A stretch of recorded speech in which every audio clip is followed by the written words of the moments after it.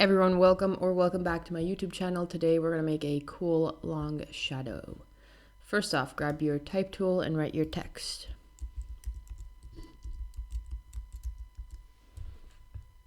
This is the text I want to use. Now I'm going to make 3 copies. One I'm going to place outside, one inside, and I'll just keep this, save this for later. First off, select all of the copies, go to Type, Create Outlines.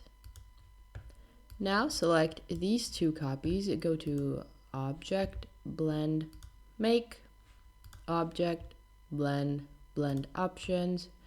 Go with Specified Distance, and you can play around with the number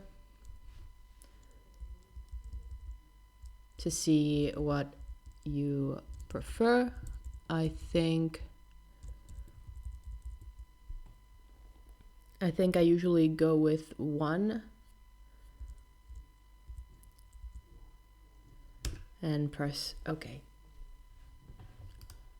You now have your long shadow. Now just grab your top copy, just change it to whatever color you want your text to be.